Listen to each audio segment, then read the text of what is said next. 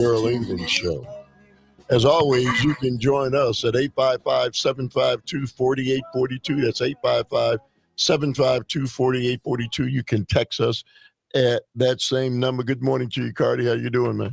Man, I'm doing good, Earl, man. How you feeling today? Oh, man, I'm great, man. How could we be not feeling anything but great after almost back-to-back 50-degree, temperatures?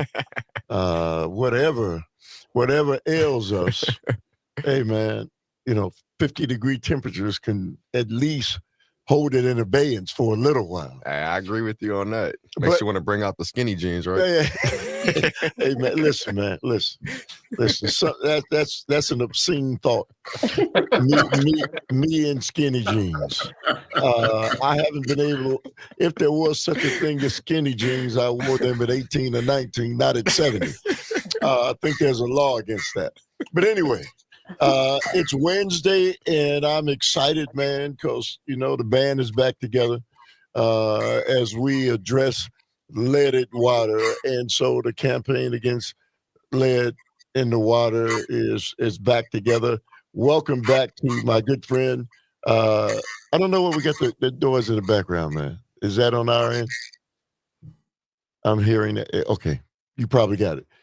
Get the lead out with none other than Mr. Robert Miranda and Paul Swartz, co-founder of Campaign for Lead-Free Water. And they brought back Dr. Christian Payne, who is, kind of working with the issues in the lead in MPS in those schools and representing parents on that front. Good morning to all of you. How are you doing? Good morning, Earl. Thanks for having me back. All right. Let's Safe Schools, MKE.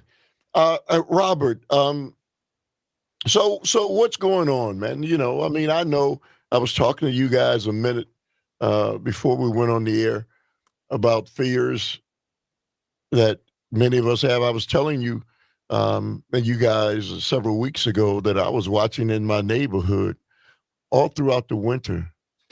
They were removing those pipes, and it was just unbelievable watching, how much work they had accomplished in my neighborhood in going back to, I don't know, I guess I'd noticed it in June or July, and they had really started making some progress.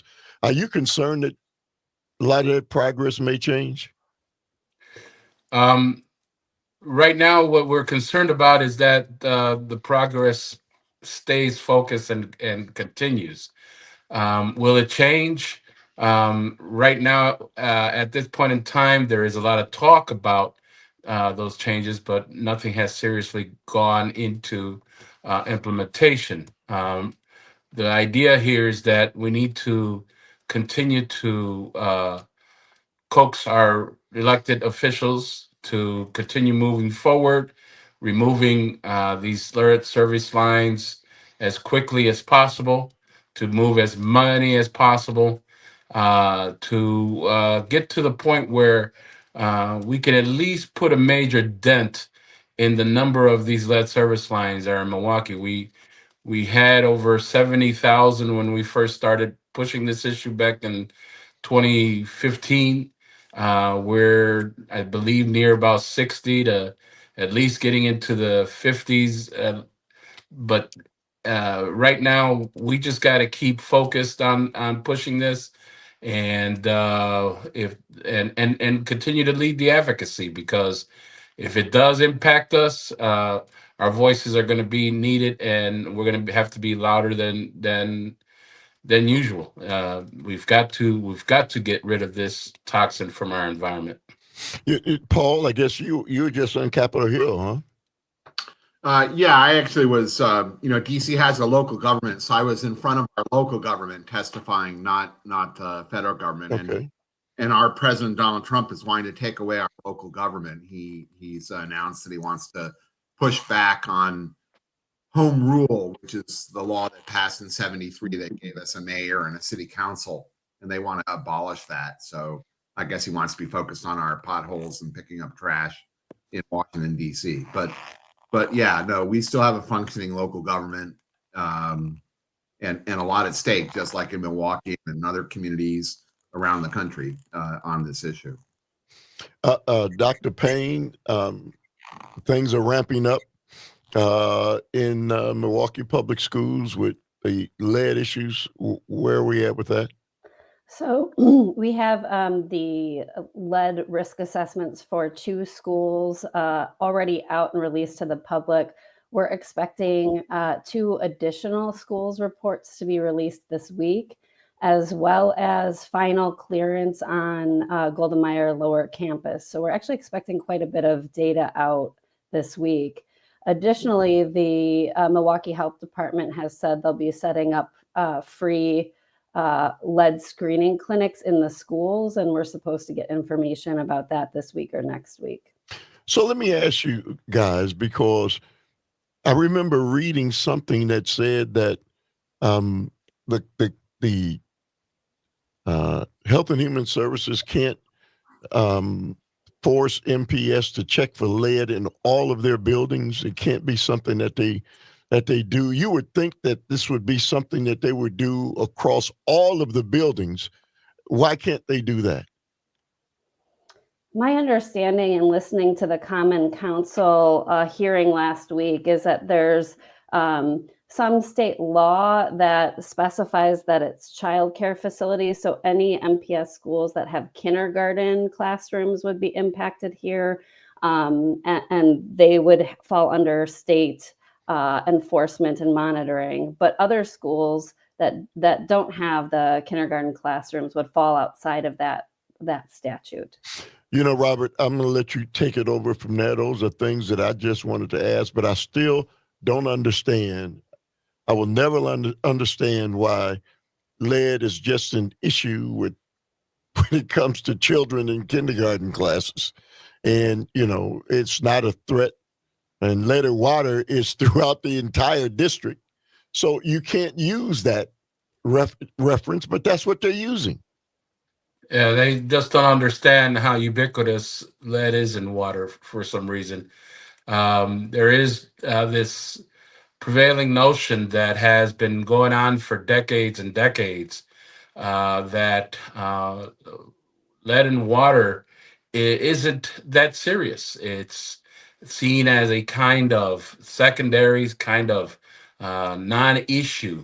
When we first started, no one addressed issue of lead in water until we started bringing it up over 10 years ago. Now people are slowly catching on. I think the more people hear about this issue, the more they become curious, the more they want to look into it, and the more they'll realize how neglected of an issue this has been. And so, as more people get educated on this matter, hopefully we'll see more advocacy. We will see more voices. We'll see parents like Kristen raising questions and demanding answers.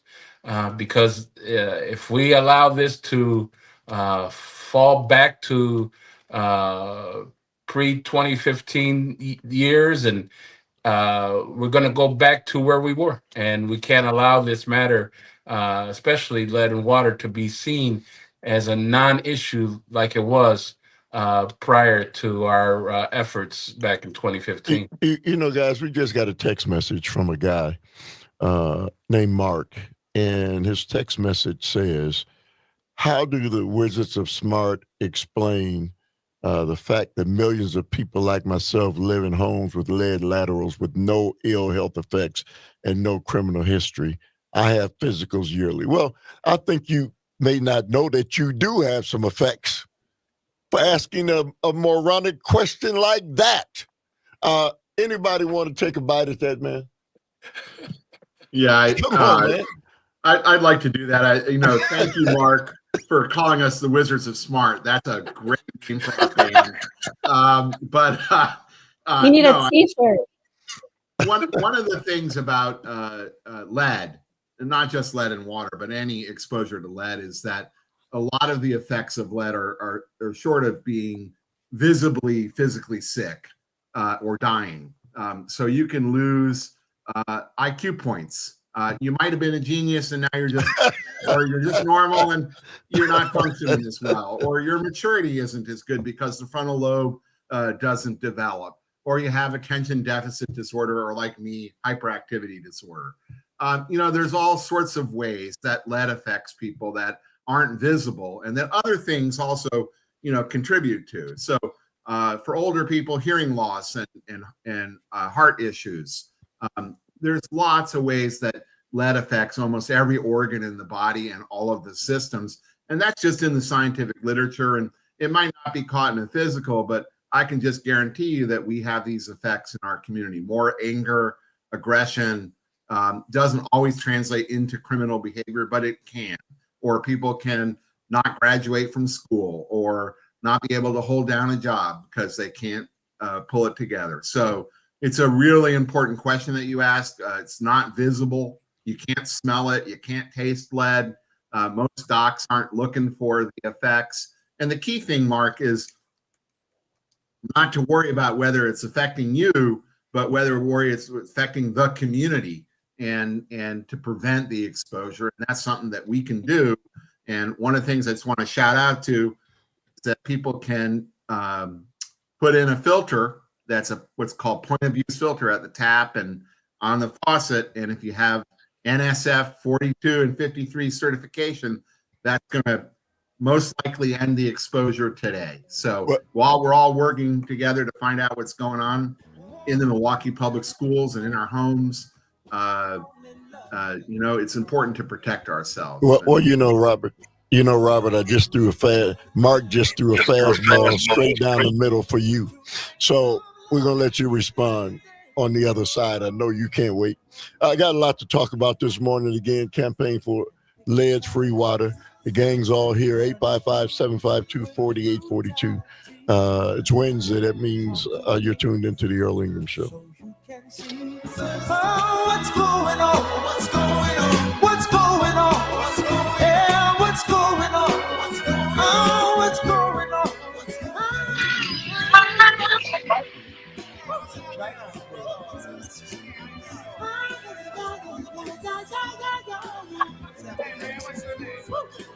Right on.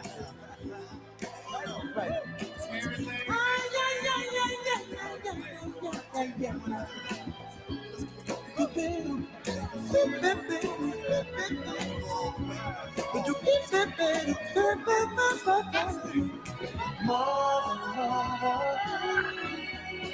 Everybody thinks we're at home. Oh, but who are they to judge us?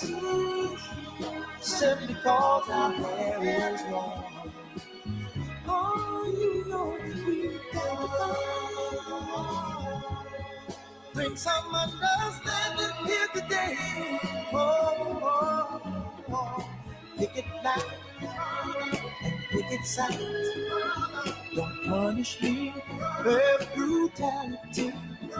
Come on, talk to me so you can see what's going on. Yeah, what's going on? Tell me what's going on. I'll tell you.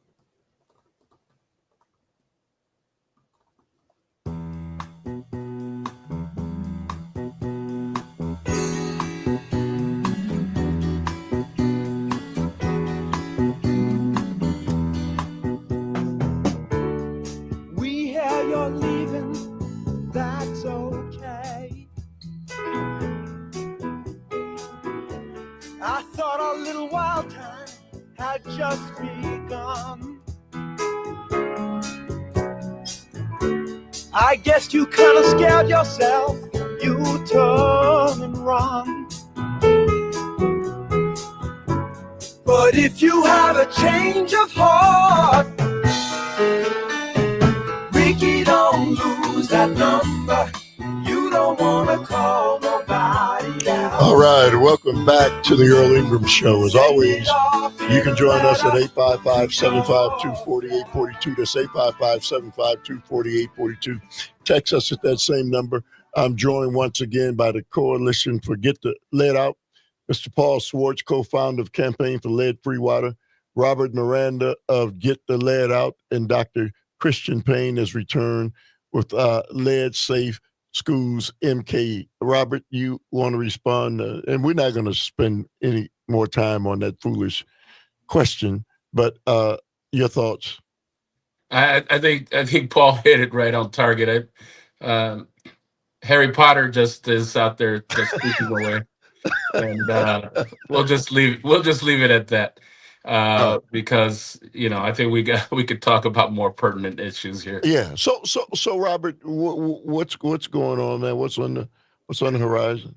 Well, actually, let me go ahead and pass it on to Dr. Payne, because as she had indicated, there are a number of things going on, and she's right now in the middle of organizing with parents to put a community assembly together. So, Dr. Payne, why don't you give us an update on all that? Sure. So right now we're flyering at MPS schools, trying to get information to other parents about the issues that are going on. We know that families are very busy and aren't able to necessarily attend nor watch all of the information that's only coming out usually through press conference during the day while most people are working. And so we're attempting to try to get that information out to folks. And thus we're holding a community assembly this Saturday at Washington Park Library in Milwaukee from 1:30 to 3:30. And we're inviting the community to attend so that we can disseminate this information, answer questions, and we've got a few action items for people to engage in before we conclude. So this will be our first opportunity to come together as a larger group to build these connections, to build some of our power, and to try to get some of our demands met. And that's it. And that's a very powerful thing, because I don't know, Paulie, maybe you could correct me if I'm wrong, but I don't think we have anything like this going on around the United States where parents are mobilizing and organizing like this. Am I wrong? Do you know of any other effort going on around the country? Well, I think the things that Dr. Payne are, talking about, getting people together to build relationships, to share information, to mobilize, are really important. I just want to make a shout out in my community in Washington, D.C., parents, PTOs, PTAs, others got together, and they were the driving force behind the first schools filter first law in the nation.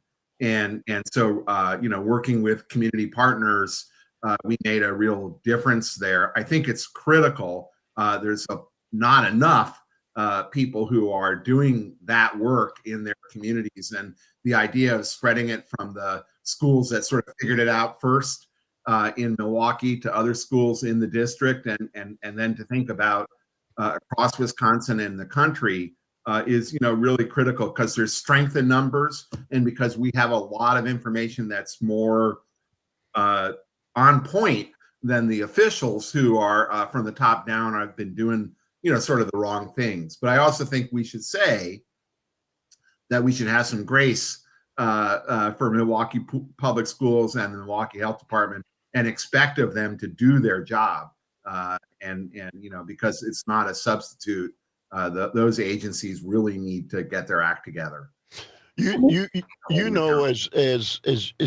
I think about this, we've got more than one school district in Milwaukee now, and so children are in all of those areas, and so as we focus on Milwaukee Public Schools, this probably should be a broader focus, and the different vouchers and choice schools. They've got half of the Milwaukee public school students in them. And so, Dr. Christian Payne, I'm not saying we got to start somewhere, but it's probably something that's even broader. Yes. You know, if while we're talking about this, and I just want to say that certainly Civic Media and our radio station wants to play a role in that. So we will certainly, as we move forward with these kinds of things where we put these things together, I want to make sure that I'm there with Civic Media supporting this effort. Well, Earl, you're welcome to come to the assembly that we're going to have this Saturday. But you're right about the need to disseminate the information as well as to kind of teach people effective forms of advocacy. We're looking for the outcomes, right? So one of our goals at Lead Safe Schools is actually to create a national model or toolkit that can be spread to other locales. And of course, we would encourage parents and community members to adapt the information to their specific circumstances. But we'll be working on creating those toolkits so that we can get wider reach. 855-752-4842. Campaign for lead-free water is on the line. Your thoughts, as always, 855-752-4842. Talk or text. We'll continue the conversation on the Earl Ingram Show.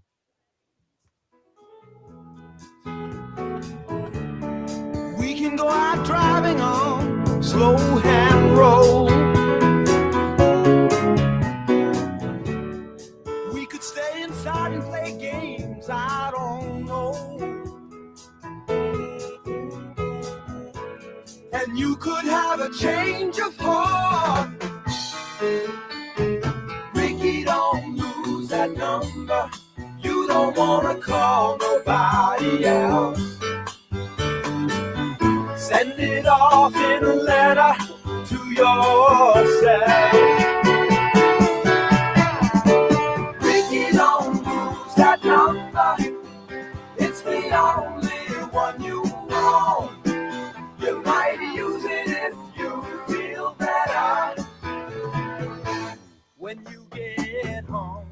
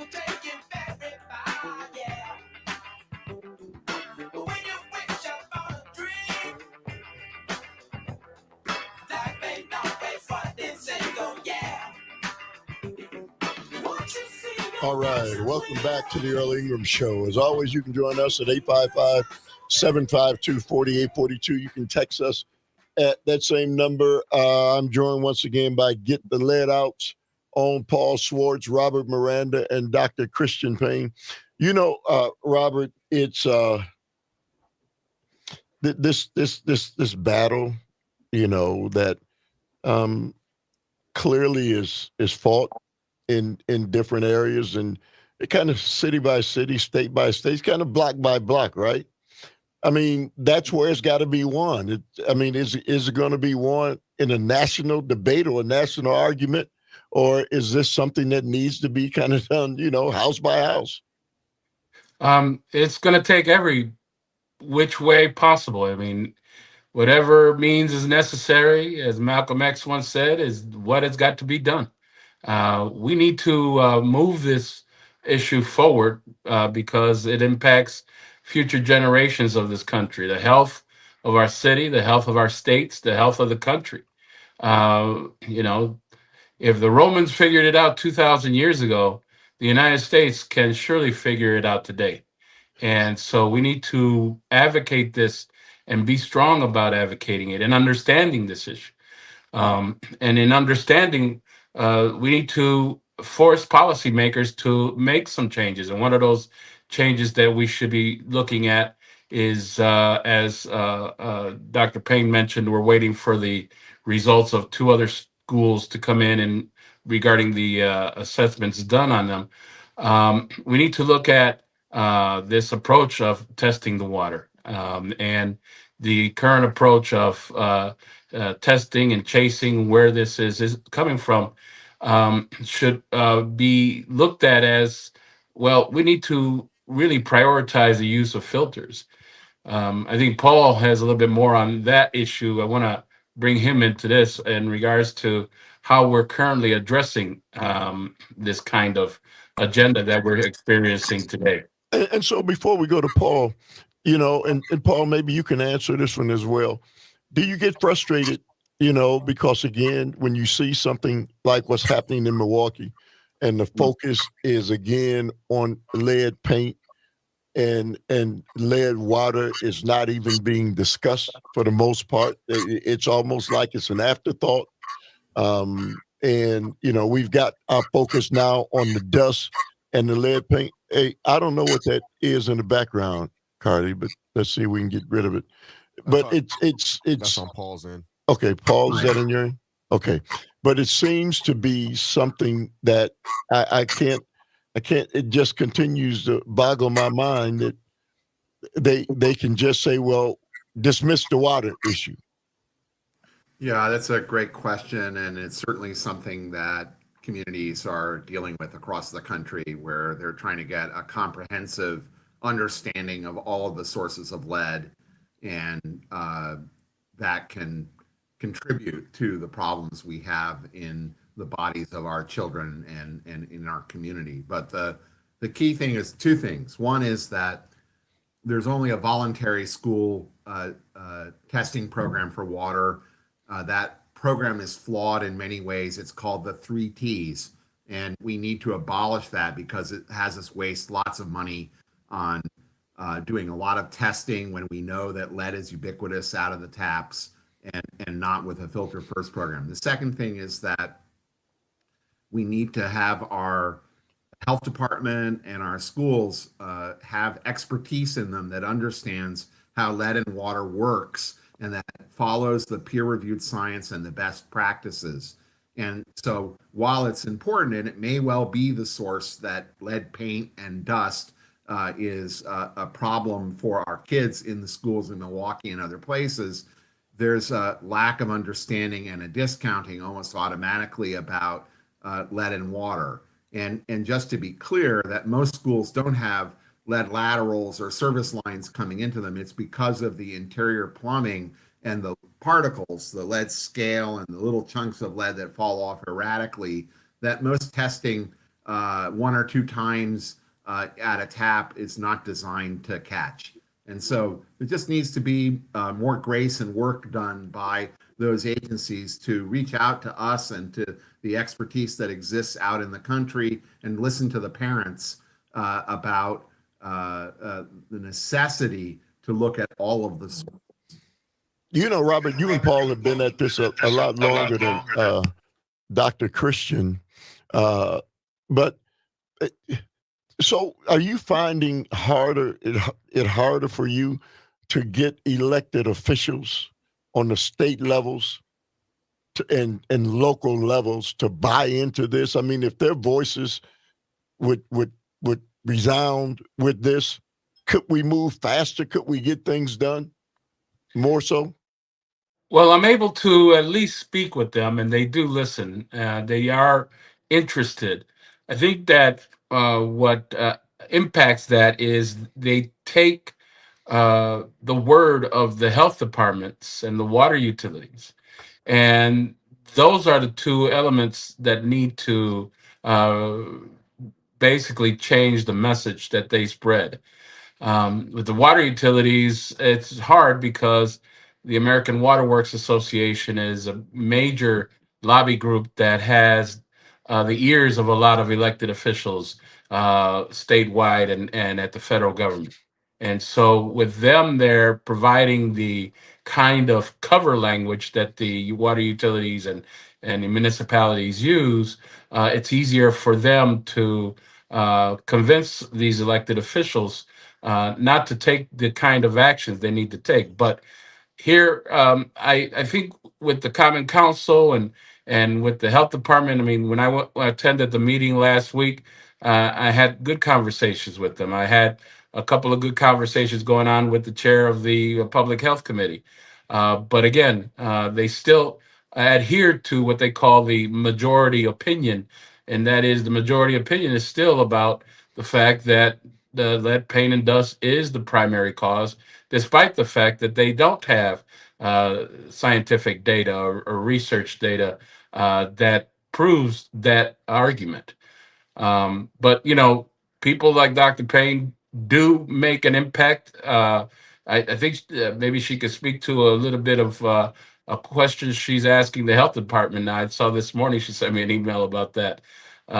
So could you talk to us a little bit about that, Dr. Payne? Yeah, so we have the lead and water reports for 2 of these schools, but we don't have any information on the protocols or procedures that were used and whether those are in line with EPA suggestions and guidelines, which I think are the 3 T's that Paul was talking about. So we asked some clarifying questions. I think one of the frustrating things for me is that there's talk by the health department of doing a final clearance and getting that final clearance, for instance, for Golda Meir lower campus, but that is only going to include information on the dust levels and the chipping paint in the schools. So it is becoming an afterthought, right? So they have the data that there is lead in some of these water sources, but the final clearance is going to be coming only based on the lead, paint, and dust sources.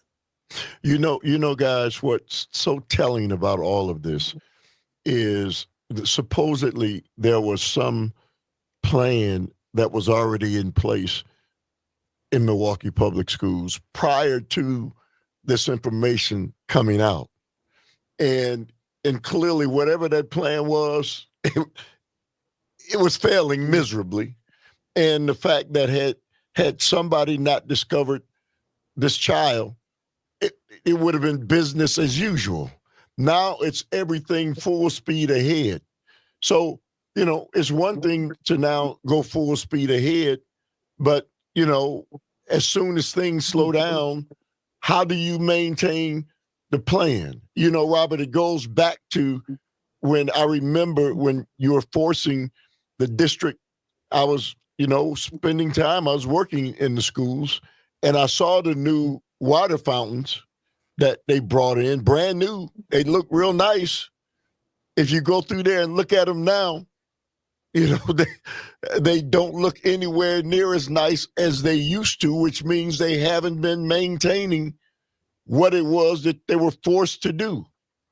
Can I Exactly. jump on that for a minute? Yes. NPS recently released a website where they have information on the maintenance of those water filters, and there's lots of missing information there. And so that's one of the things we want clarified, how they're making these determinations of when those filters are replaced and who is responsible for doing that.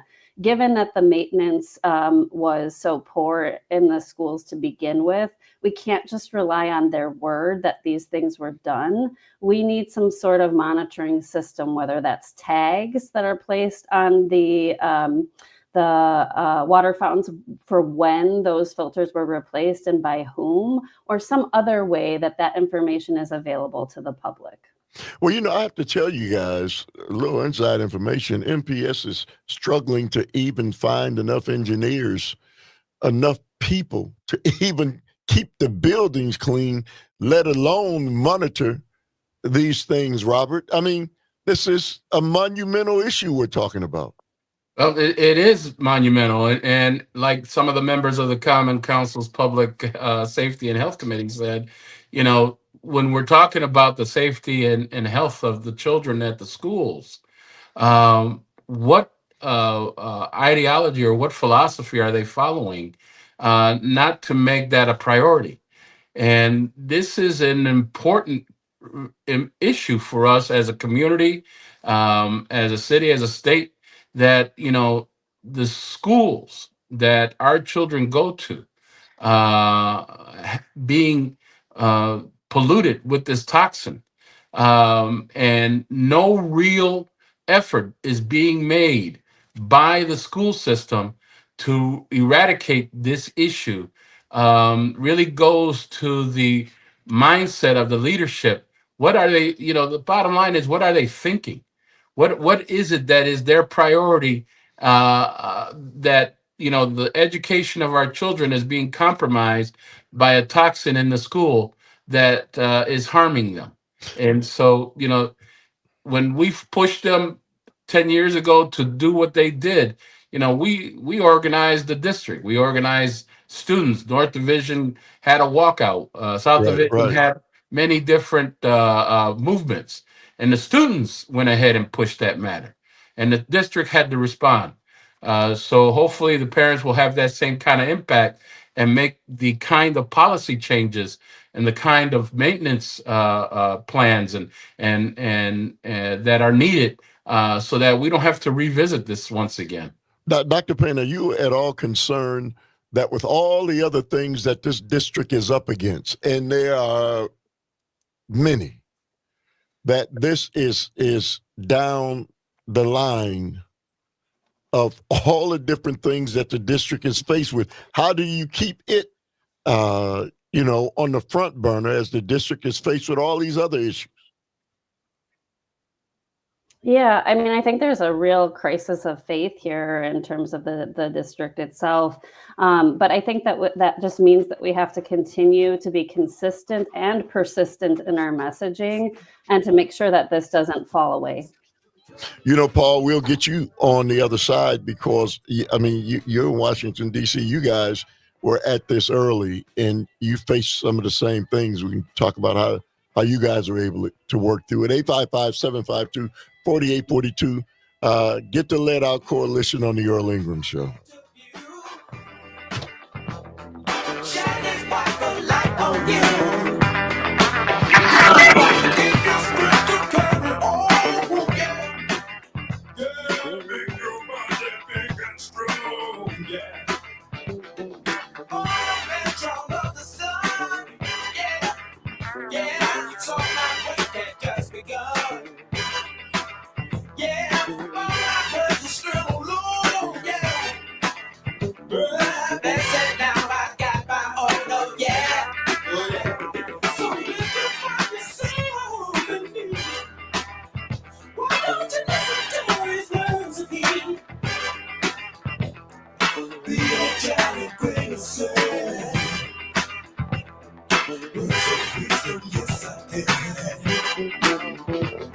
You're a shining star, no matter who you are, shining bright to see.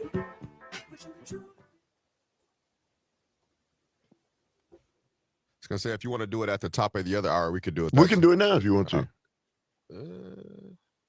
Okay, give me one. It's up to you, man. We can do it whenever you want to do it. Let me know. We can do it. Give me 1 second.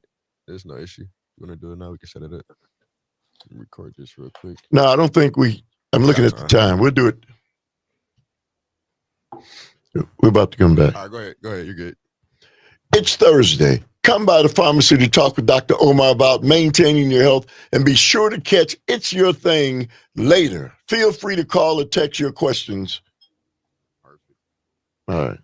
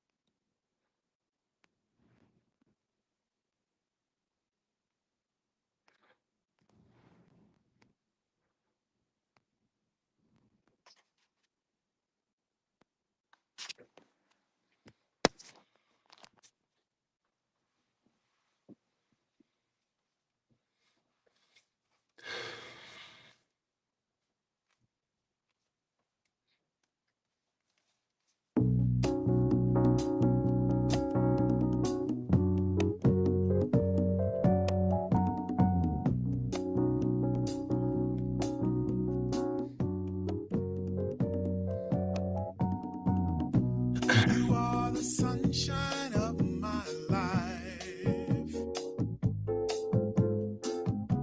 That's why I'll always be around. You are the apple of my eye. Forever you'll stay in my heart. I feel like this is All right. Welcome back to the Earl Ingram Show. As always, you can join us at 855-752-4842. Text us at that same number. It's Get the Lead Out Coalition. And before we went to break, I was asking the question of Paul Schwartz, who's the co-founder of Campaign for Lead-Free Water and focused out of Washington, D.C. Paul, how did you guys handle? I mean, I'm pretty sure with all the schools in Washington, D.C., they haven't, eradicated all of it. But how have you moved? How have you guys moved to address those issues? Great question, Earl. And first, before I get into that, I just want to say, as Stevie Wonder said, you all are the sunshine of my life.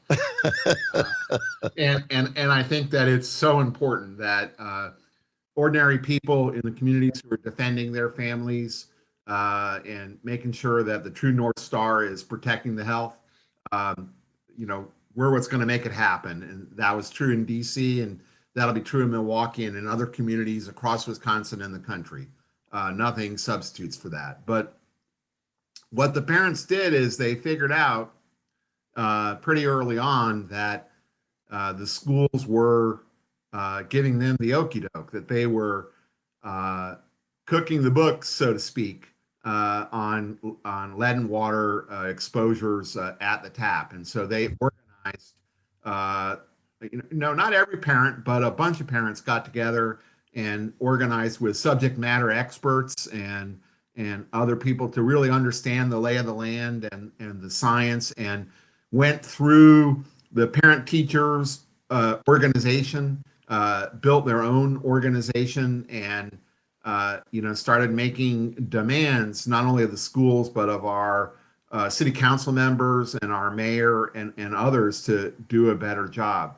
In fact, we in DC, one of the things that we figured out really early on is that the school system was recruiting parents to flush the water for several hours the day before and the morning of to reduce the lead levels. And after we blew the whistle on that in our local newspapers and said that wasn't going to work, then they started doing the wrong type of testing.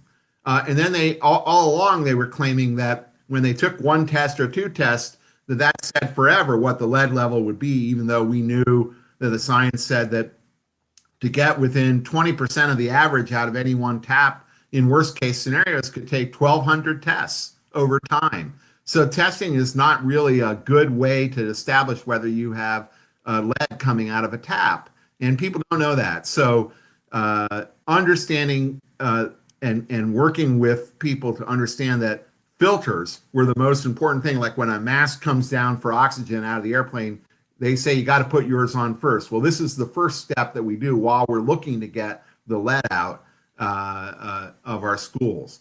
And the other thing that we wanted that parents really did is they said, how do we make sure that all of the sources are tested comprehensively, that you don't just discount one source, because they all can contribute to the problem. And you can't have a lead-free school until it's actually really lead-free.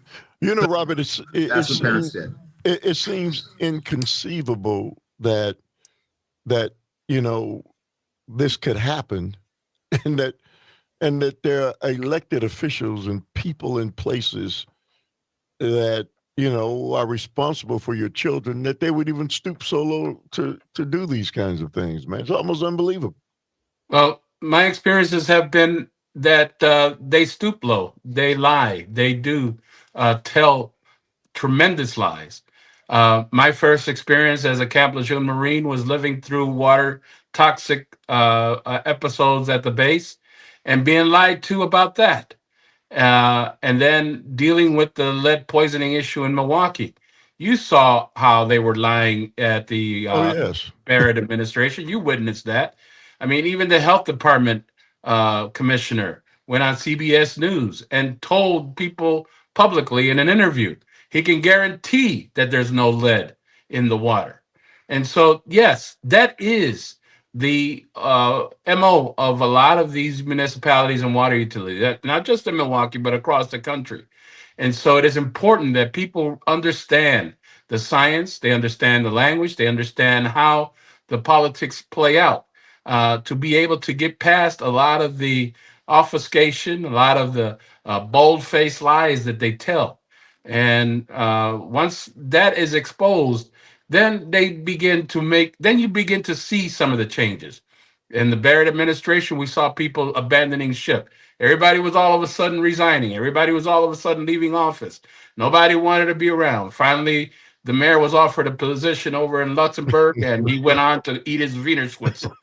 So, bottom line is that if you're able to get past a lot of the BS that these people say and show them that you know what you're talking about and show them you have the proof to prove that they're lying, they will back off. Hey, well, guys, let me say this, Robert. Make sure that Dr. Christian gets my information, because I want her to know to utilize this show and this radio station as we move forward, because our radio station is willing to support this, and especially the Earl Ingram Show. So thank all of you guys. It's too short as always, but I'll see you guys again next Wednesday.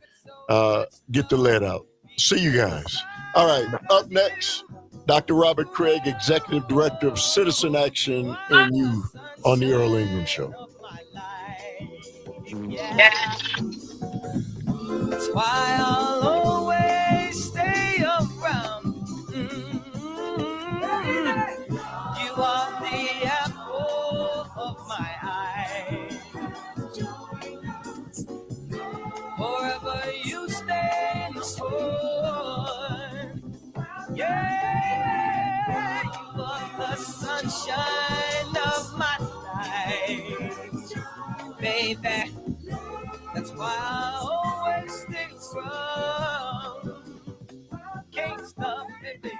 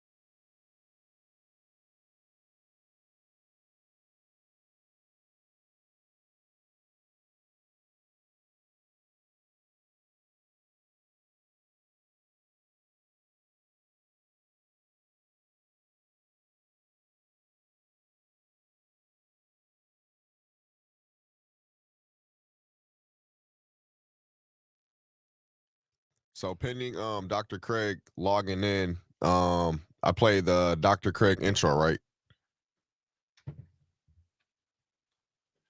You say what? Okay, I got him. He's on. Okay, He's cool. logged in. Cool.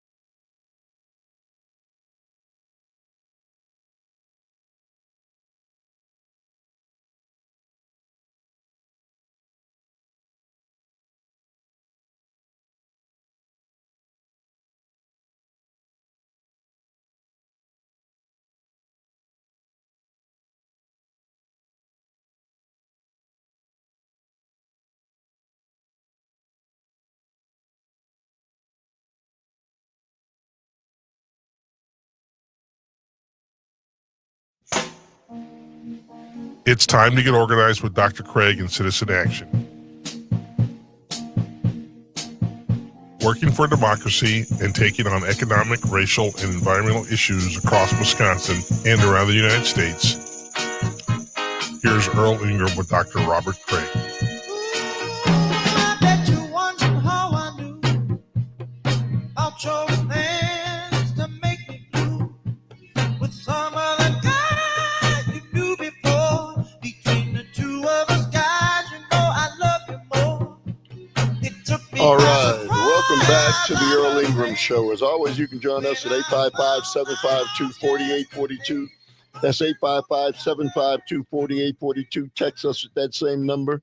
It is always an honor and a privilege to have my good friend, Dr. Robert Craig from Citizen Action, back in the saddle again. Good morning to you, Dr. Craig. How you doing, sir?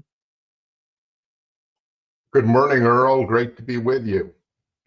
Dr. Craig, before we get into all the other things that are going on, you know, I've got a guy who calls and he sends me messages, and he's clearly a MAGA guy, and so I was telling him about the fact that what is going to have to happen for Donald Trump and Republicans to offset these tremendous tax breaks that they're going to be giving the wealthy. They're going to have to go after either Medicare, Medicaid, or Social Security. Those are the biggest, or military. Those are the four biggest programs. They've got to go after either something on all four of those, or the easiest one for them to attack is Medicaid. And right now, everything that I see and what I'm reading, well, in order for you to get Medicaid now, you've got to prove that you're working somewhere. In order for you to continue to receive food stamps, you're going to have to prove that you're working somewhere. And this guy said to me, they're not going to cut Medicaid. I said, well, how do you know that? Dr. Craig, you look at what is taking place. Badger Care are you comfortable that Badger Care is going to remain what it is right now? Absolutely not. You're right, Earl. The math doesn't add up otherwise. The House has now passed a budget resolution with only one Republican no vote, and he was to the further right. And so it instructs them to find $880 billion within the funding area where Medicaid is. There's no other place to make the money other than, as you pointed out, going somewhere else, which the budget instructions do not include Medicare and Social Security or defense. Actually, the Senate Republicans want to increase defense dramatically so they can militarize the border. And the work requirements you're talking about is only the beginning of it. They don't get you nearly enough money. But just so folks know, oh, that makes sense, you might think. Well, you should have to work. Problem is, most Medicaid recipients who are quote unquote able-bodied, it's kind of a strange term, I think. It's a little bit it has a kind of attitude about people with disabilities, I think, contained in it. But anyway, the term is still used, that most of them work.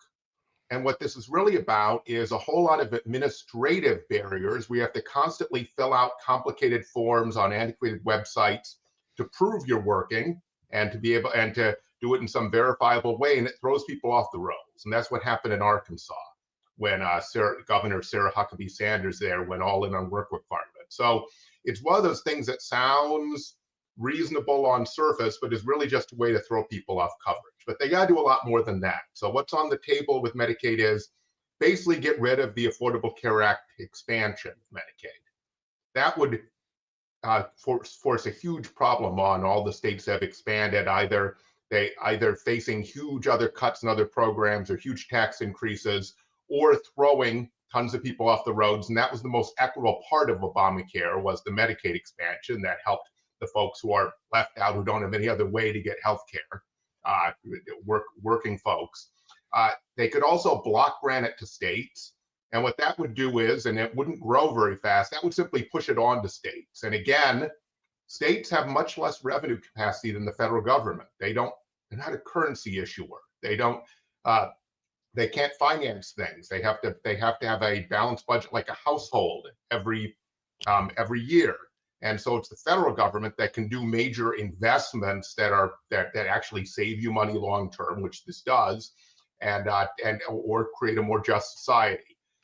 So there's a whole lot of other little tricks, but to get the $800 billion, they're going to have to slash into a program, Earl, that is 72 million Americans, half of all childbirths, 20% of all Americans, half of all long-term care for seniors and people with disabilities, and half of all children after birth.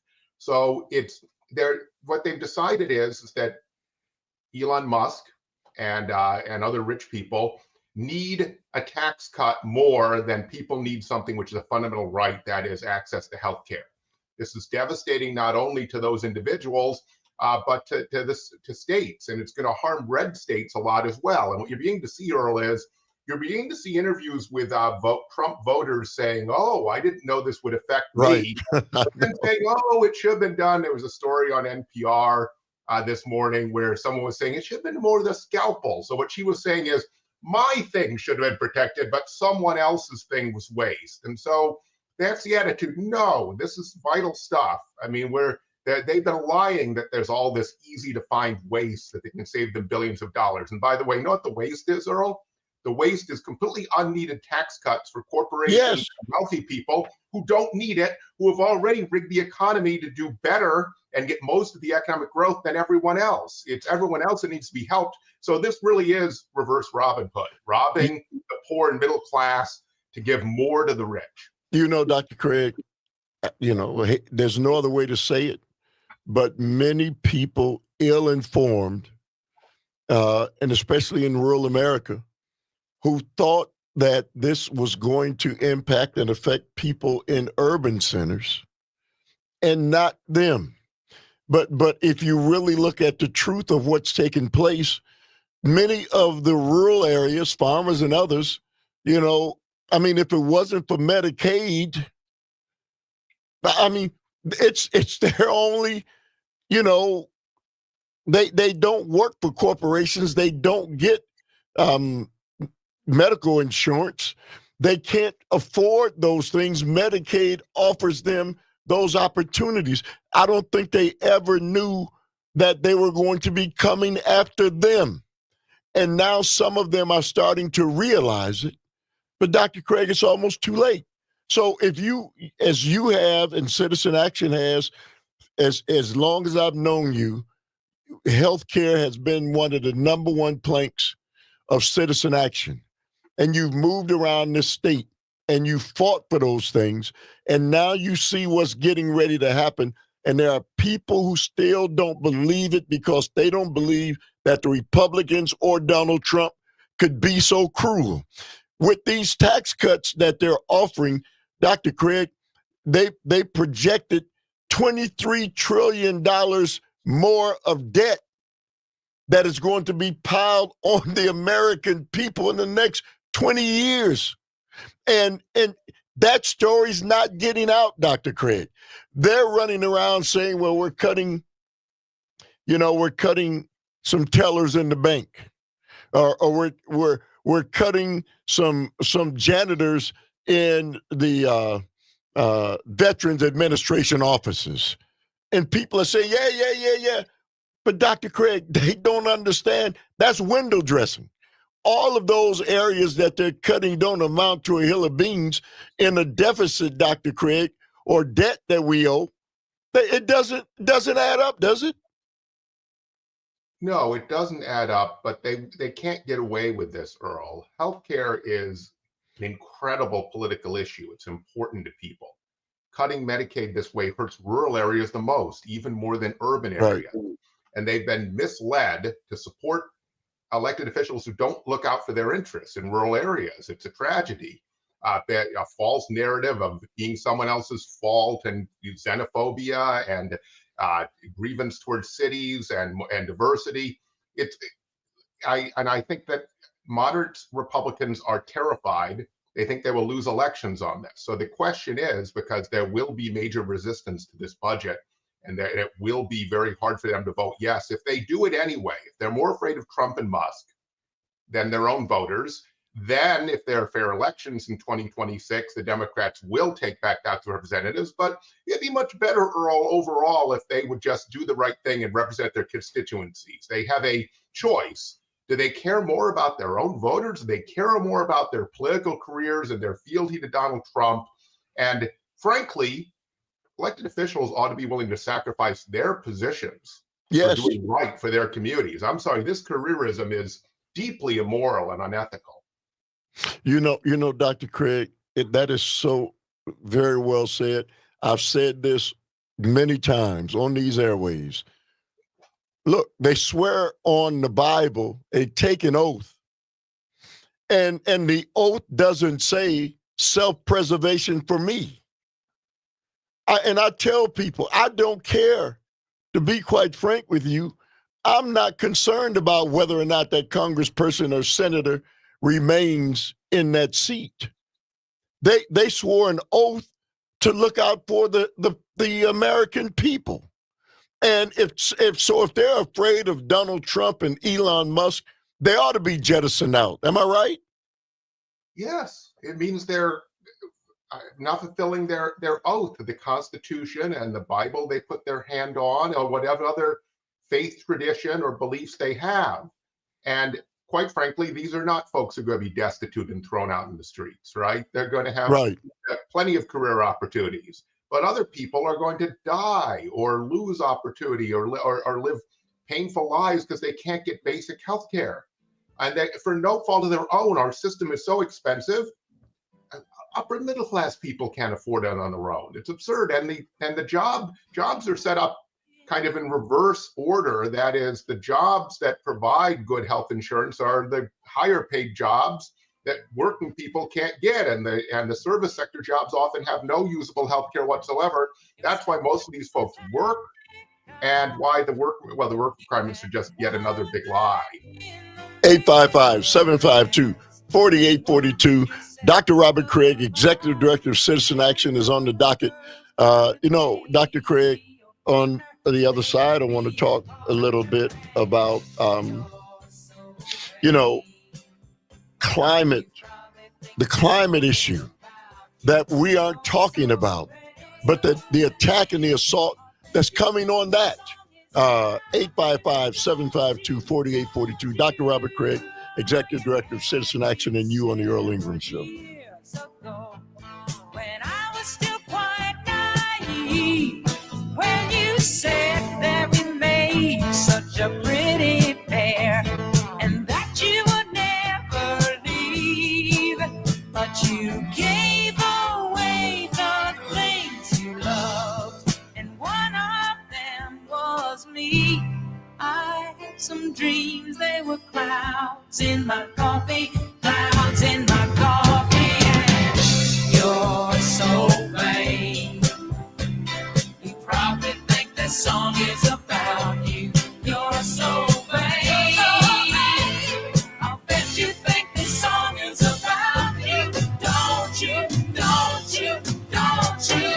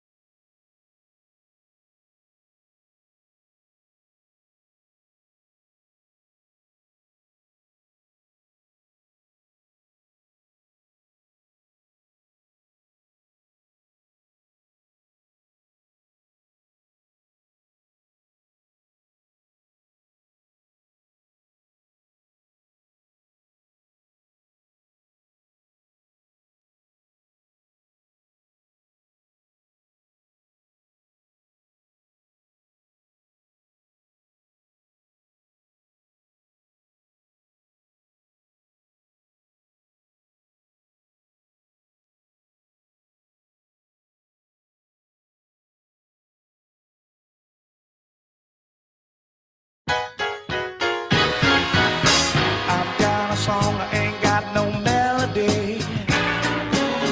I'm gonna sing it to my friends. I've got a song, I ain't got no melody. I'm gonna sing it to my friends. When I go round in circles. All right, welcome back to the Earl Ingram Show. As always, you can join us at 855-752-4842, 855-752-4842. Text us at that same number. My guest, Dr. Robert Craig, is in the studio. Dr. Craig, been working, you and others across this nation and under former President Joe Biden, working very diligently to gain some ground on climate and the inherent dangers of what our nation faces, in long term. But now that Donald Trump is in office, this is something else that they're going to go after, Dr. Craig. All of the work that's been done, all of the education that has been taking place, Donald Trump and his minions are you afraid that they're going to undo this as well as other things that long term are as important to our life on this planet as anything? They're trying their darndest, Earl. we've known with scientific near certainty, as certain as science gets, science is always open to further information. So it's never certain like iron law, but this is overall scientific consensus since the 80s that this was happening. And we started acting for real very late. And President Biden deserves a lot of credit for starting to do what really needs to get done to address the crisis. It's not only a scientific consensus, it is an overall public consensus that this is a serious, threatening problem and that we have an obligation to our children and future generations and to the environment we love to do what is necessary. We also know scientifically what is necessary. In order to give ourselves the best chances, we need to limit the warming to 1.5 degrees Celsius above pre-industrial levels. And we need to, therefore, to do that, we have to cut emissions, carbon emissions in half, greenhouse emissions, including methane, by 2030. We only reduced it 0.02% last year as a country, as a world. So we are behind. It is entirely achievable. It's about 7.5% a year. And so we were in a position to potentially do it with Biden, with other countries that were leaning in just barely, perhaps. And by the way, incrementally, the more over you are, the more dangerous it is. And runaway climate change is the biblical floods and droughts and pestilence that threatens the lives of billions of people, mass migration at a scale you've never seen because the southern hemisphere becomes uninhabitable. None of that's necessary. So he's moving everything back. He's trying to cancel everything he can illegally, quite frankly, like Wisconsin has paused building EV charging stations with Quick Trip because they're freezing the money, contravening what Congress did, violating the Constitution. They want to go after a lot of the tax credits, and they want to drill everything. That we also pulled us out of the International Panel on Climate Change, is the UN body that has all the major scientists of the world that monitor things and say where we are and make advice. There's a big meeting, international meeting this week. We've been pulled out of it. So it's absolutely the case. And so what we're doing, Earl, we start to roll this out Monday. So Representative Supreme Maura McCunday and Senator Chris Larson, that they have a whole lot of co-sponsors, have a bill that we announced on Monday. We're going to have a press conference at the Capitol next week that simply requires the legislature to pass a plan that cuts emissions in half by 2030, because it's now on the states. We can't change, unless you know a psychologist of unbelievable powers, Earl. We can't change Donald Trump, but state government therefore needs to pick up the slack. And this will reduce pollution dramatically. It will create a lot of number of jobs. It will be, the state can do it. Each state can do it, but they need to commit themselves to meeting the goal and to holding themselves accountable to it. You know, Dr. Craig, it is, let's do this. Let's go to Karina from Milwaukee. Hey, good morning to you, Karina. You say what? Everybody. Good morning, everybody. Well, with there's a trick in terms of making people to go and work who receive Title 19, who receive state insurance, because there's a limitation of how much money can make. So that means that the moment they start working, because you can be only about $15,000 to $17,000 a year, who can survive on this money? First, and second, as soon as you're going to do it, they'll take away everything. So this is the catch-22. You go work, you make more than $15,000 a year, which most of those people are working already. They're working and they're receiving Title 19 because they have kids they have to take care of. They cannot work full-time because they cannot afford a child care. Child care support is minimum right now. So you put people in the worst poverty than they already are because they received the 19. And this is ridiculous. Hey, Karina, very well said. Dr. Craig? It's absolutely right, and it could be worse, because I think Karina's numbers are assuming that we're still going to have Medicaid for people under the poverty line. That is not necessarily the case. And you can't work. You can't support your kids. You can't live a fulfilling life if you don't have your health, okay? and we're going to have legions of uninsured people. Are we going to have them just die on the streets? I mean, that's the kind of America we're talking about here. This is not some sort of luxury. And they will try all sorts of tricks to say that it's something else. I don't think they'll get away with that. I think the question is whether enough Republicans can be more afraid of their own constituents or more empathetic. Even better, Earl, they actually care about their own constituents and people in need in this country, or are they going to simply declare fealty to the new king and try to protect their own petty little political careers? You know, Dr. Craig, it is more than frightening. So I'm going to ask you on the other side. You've been at this for a long time, and it almost appears as if a lot of this can't be stopped. Your thoughts, 855-752-4842. It's Wednesday. That means none other than Dr. Robert Craig and you on the Earl Ingram Show. Will it fly high like a bird up in the sky? I gotta dance, ain't got no steps. No, I'm gonna let the music move me around. I've got to dance, I ain't got no steps. I'm gonna let the music move me around. Will it go round in circles? Will it fly high like a bird up in the sky? Will it go round in circles?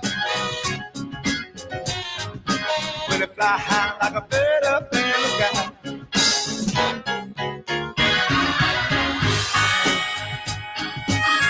Well,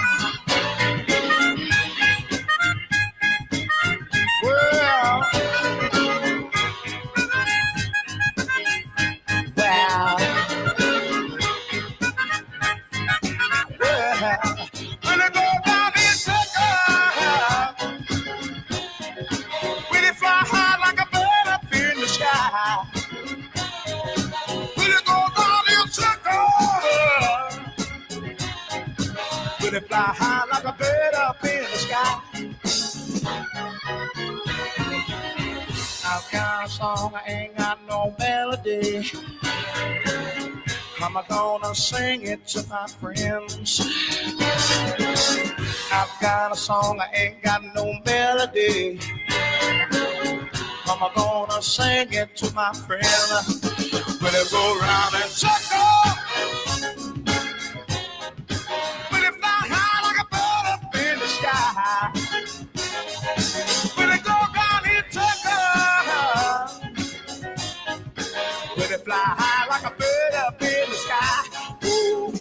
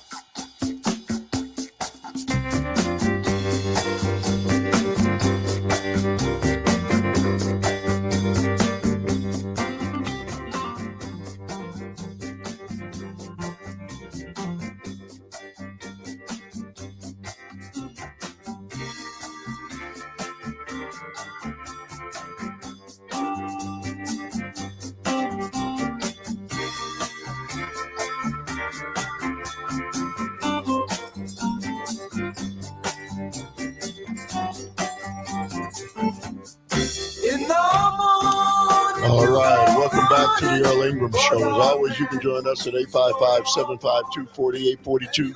855-752-4842. Text us at that same number. You know, Dr. Craig, I asked you before we went on the break if you thought that, you know, this is not too late to turn this around. I want to add this before I let you respond to that. Trump administration cuts funding for UW-Madison program that puts teachers in Milwaukee public schools to deal with children, special ed students. And they did it because they believe that part of what's being taught is diversity, equity, and inclusion. Dr. Craig, these people are insane. Well, not only, well, they're not insane. They're really, Dr. Craig, inhumane. Because things that make sense and that have some human connection, they want to totally eliminate. Yeah, it's taking things on with a hatchet, right? And you know, you got an unelected right-wing billionaire. You have his young minions, 19 to 25-year-old computer programs and engineers who don't know anything about life other than that.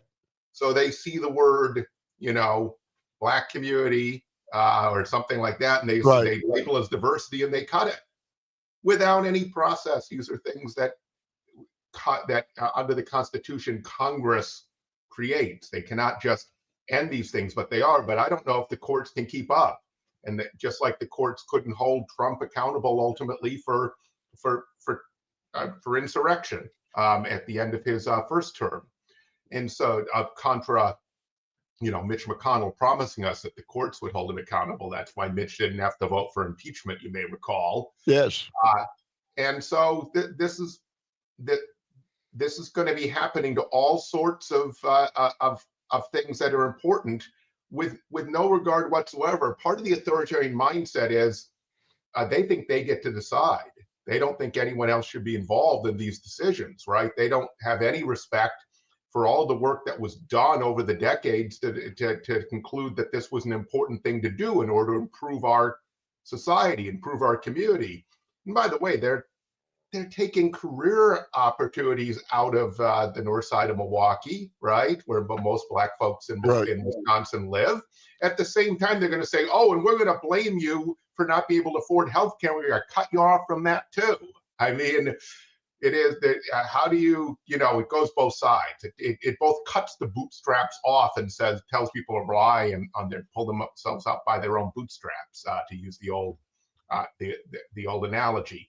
So that's where we are, but I think that it's far from over. At this point, they've been able, through their quote unquote shock and awe strategy, to go and take the federal executive branch by storm and get away with a whole lot. And we're at the line on the AID programs, the foreign aid programs, because a judge is now saying that after 12 days, they're ignoring the order. And he's ordered them to do it by midnight tonight, Earl. And if they simply ignore that, then we're in constitutional crisis territory. But then you get to the whole budget. What they did, you don't believe. In fact, we're going to make sure all of our leaders and activists understand this. This is just the budget top line numbers. This was the easiest thing for them to do, and they barely got it done. It didn't look like they had the votes until the last minute. When you actually get to, we're going to take this much out of Medicaid, we're going to take this much out of SNAP, food assistance programs, that's the harder vote. And then we're going to do it to give tax cuts to billionaires and corporations, right? Unneeded, completely unneeded and unearned, and just based on, and so you're seeing it also. In some ways, the federal government is too complicated and people don't know what it does, right? And that's a problem for democracy. Now it's sort of a civics lesson as people start to learn what it does, how many things they rely on. But what's happening with Ukraine is a more crystalline case. Rather than us being the country that the shining beacon on a hill that supports people who support democracy and human rights and the progress of good in the world, which is the way the country was founded, and the mythology. I mean, in many ways, in many respects, enacted by the United States. I don't mean by myth falsehood. I mean myth as in a cultural narrative and sense of self. Now we're like the street gang leader that demands extortion money out of the store owners, right? So I agree with Thomas Friedman, who said in the New York Times this morning that this is the deal he's demanding of Ukraine to get how much he's going to take of their mineral rights for nothing would make Don Corleone blush. This is really high level gangsterism, and so it's gangsterism with our own people as well. So I really would say it's not only what's being done to Ukraine, it's being done to young people who want to become teachers in Milwaukee, and now the pathway is being cut off. Dr. Craig, 20-year-old decided to clip. As you talk about the issue with Ukraine, he's not doing this for the American people. You better believe that those mineral resources that are in Ukraine, and he wants them in perpetuity. He didn't say sometime and there'll be an end date. He wants to be able to do this, not for the American people, Dr. Craig, for his own greed and for his cronies' greed. He's not doing that for the interests of the American people. It's the same thing with Gaza. He's not concerned about doing that for the American people. He's a greedy, grubby guy who everything is about increasing his wealth and his family's wealth. Is it safe to say that? Yeah, he's a greedy, grubby guy with no empathy for anyone else. Right.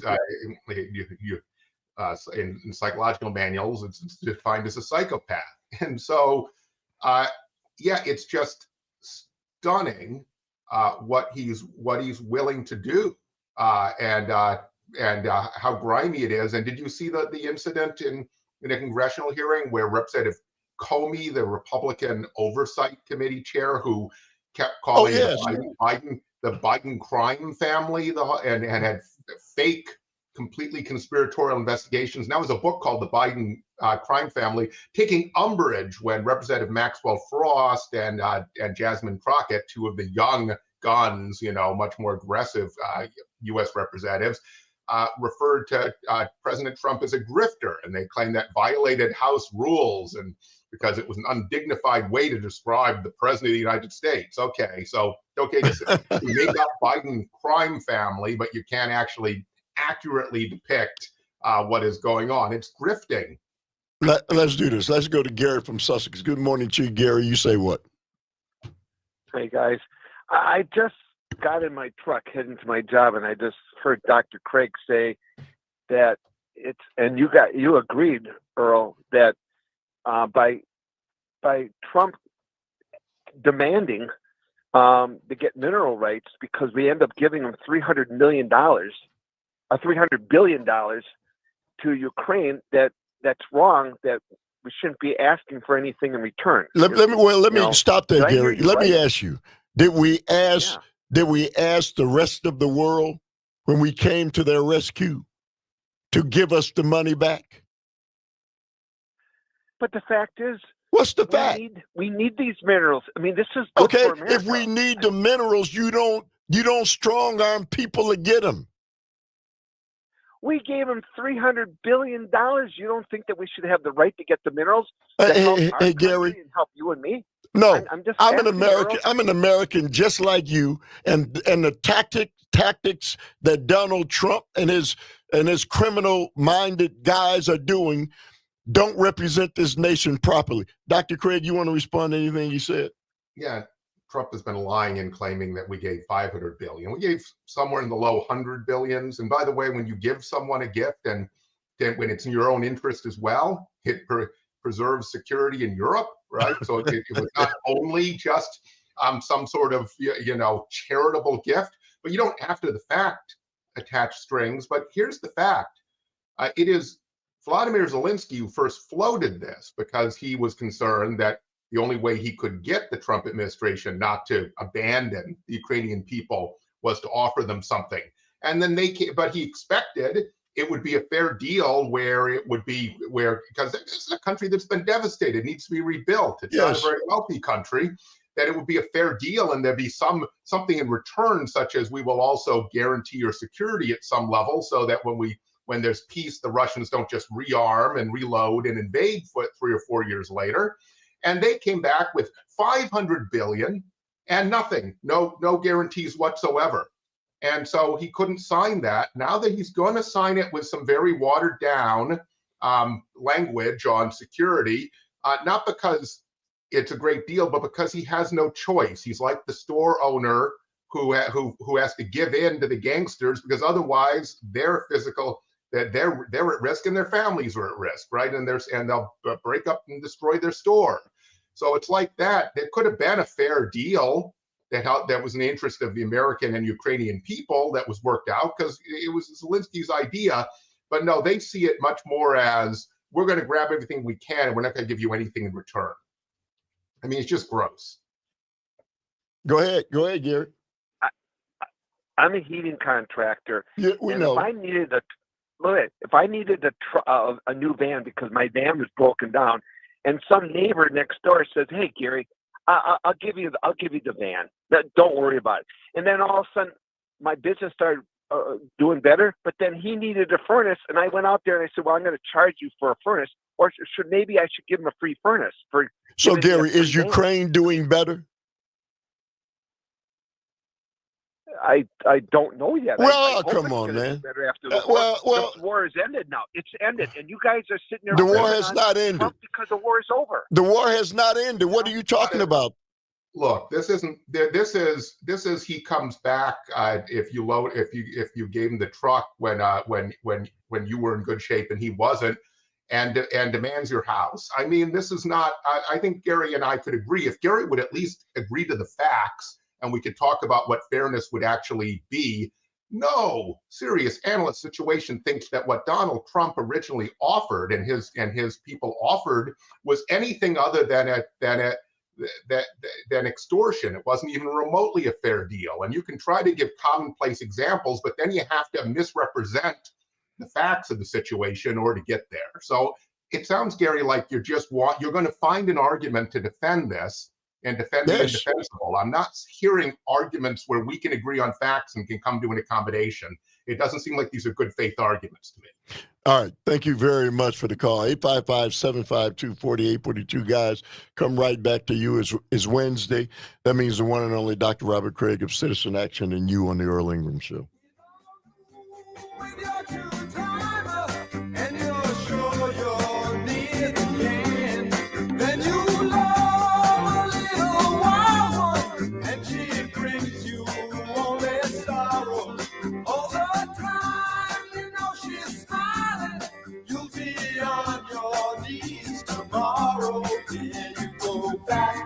Jack, do it again. We'll turn it round and round. You go back, Jack, do it again.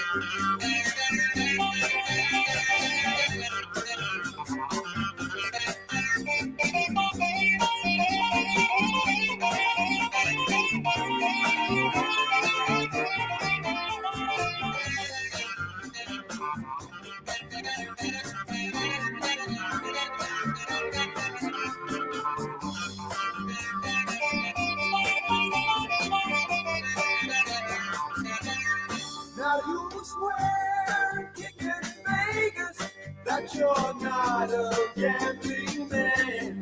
Then you'll find you're back in Vegas with a handle in your hand.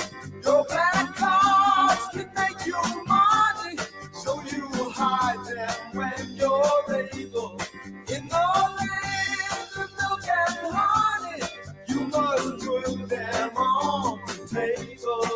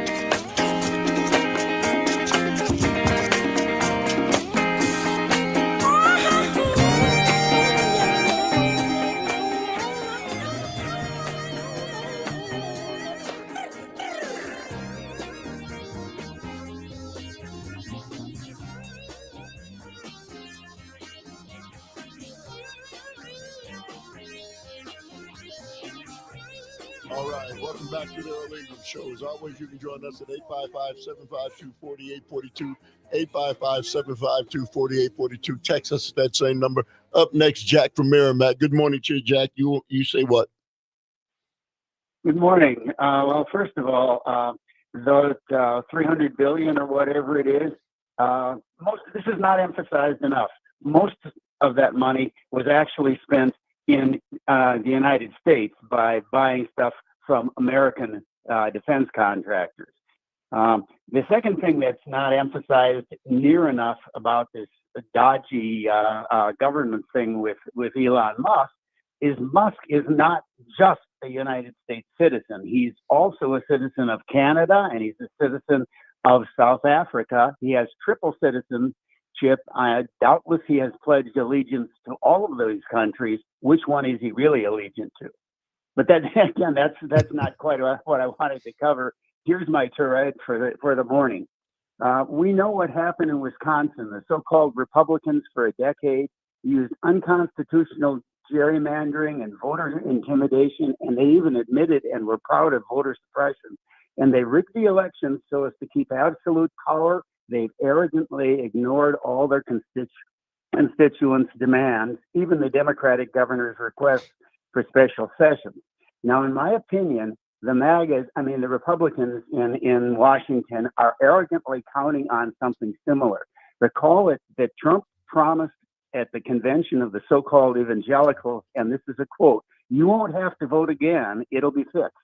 And we know what a fixed election is. And not only that, the pardoned criminal Bannon and Laura Ingram have promised a 50-year MAGA rule, which would certainly keep the MAGAs in office for life. So here's my opinion. They'll almost certainly do as much damage as they can and pay off their billionaire buddies as much as they can, because like Republicans, they're arrogant. They've been convinced there won't be any real elections, just like in Wisconsin with the gerrymandering. So they don't give a rat's patootie about their constituents. That's the bottom line here, I think. And that's what has got me worried about this whole situation. Hey, Jack. Okay, that's the end of my tirade. Well, thank you very much for, very informative information, Dr. Craig. I think they're great points. When I look at what they're doing, it seems like it's nearly guaranteed, if we do our job and people get involved, to flip the House at least, and therefore the president lose governing power and he will have many impeachable offenses to investigate if there's a Democratic Congress, legitimately, not the Republican kind of witch hunt.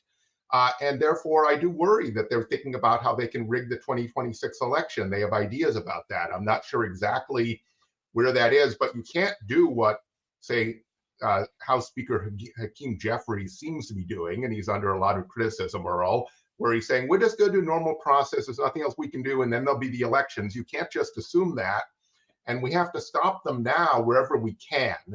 And I think I think the biggest leverage we have right now, other than general protest in public education, is that it's going to be very hard with these narrow congressional margins for them to pass this budget, the massive cuts to healthcare and food security in return for massive tax breaks for the wealthy. And we can stop them there. And if we stop them dead in their tracks, then when we start to turn things around on this presidency. But we cannot just wait for 26 and assume it was like waiting for 24 would take care of Trump. We didn't have to worry about him coming back and trying to take away democracy. Before we go back to the phone lines, Dr. Craig, that's the Congress's budget. They've got to get it past Republican Senate, right? And they have to do it with a narrow margin where they can lose two members of their own caucus, and they have a fractious caucus, and then they have to get to the Senate. Now, because it's budget reconciliation, assuming they meet those requirements, they can do it with just 50 votes plus the vice president. It doesn't hit a filibuster, assuming the parliamentarians, as everything they do fits within that. But they do have to go through both. It's going to be very, very hard for them to pass it in the House. Particularly, and by the way, it's going to be hard for them to keep the government open on March 14th. That's how long they extended it, because they don't have enough votes to keep the government open, because they have that Freedom Caucus faction of about 40 votes. And the Democrats should not cooperate with them unless they agree to return to normal rule. And you can't have the administration basically stealing all of Congress's authority and Congress not do its job, which is to jealously guard its part of the Constitution, which includes power of the purse. If Congress decides we're going to spend money on something, then the money has to be spent until it's repealed. All right, let's go to Jean quickly. Jean from McLaren. Jean, good morning. Go ahead.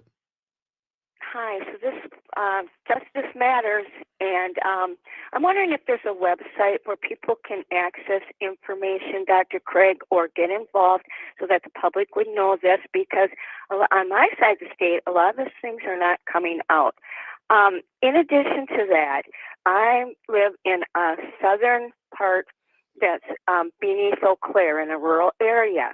We have been receiving full-size, the Fair Judge Schimmel flyers from the Americans for the Prosperous, or Americans for Prosperity, with these pictures of Judge Schimmel for the Supreme Court and how fair he is and supports and defends our Constitution, and he puts partisanship aside. And I don't know if there's any groups listening. Hey.